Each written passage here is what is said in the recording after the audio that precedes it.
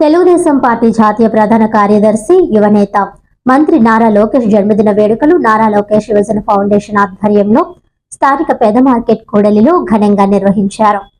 ఈ సందర్భంగా ఫౌండేషన్ రాష్ట్ర అధ్యక్షుడు మండపక సుబ్బు సారథ్యంలో ఫౌండేషన్ సభ్యులు తొలుత కేక్ కటింగ్ చేసి లోకేష్ నిలువెత్తు ఫ్లెక్స్ కి పాలాభిషేకం చేశారు.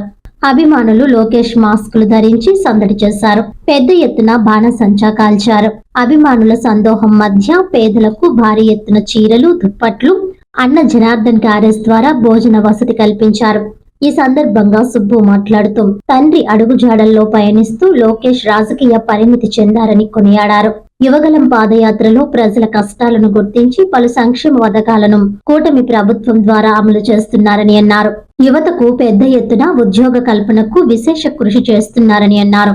లోకేష్ మరిన్ని పుట్టినరోజు వేడుకలు జరుపుకోవాలని ఆకాంక్షించారు. ఈ కార్యక్రమంలో ఫౌండేషన్ మహిళా అధ్యక్షురాలు పొట్లూరి సత్యవతి, మహిళా ప్రధాన కార్యదర్శి పులి పద్మకుమారి, జిల్లా అధ్యక్షులు బత్తుల సూర్యప్రసాద్, ప్రతిపడ అధ్యక్షుడు అడప జగదీష్, మండపాక నాగబాబు, ఆటో యూనియన్ అధ్యక్షుడు వైవి రమణ, పిల్ల వేణు, కాలాడి వెంకటేష్, సత్తిబాబు, మండపాక వివి సత్యనారాయణ తదితరులు పాల్గొన్నారు.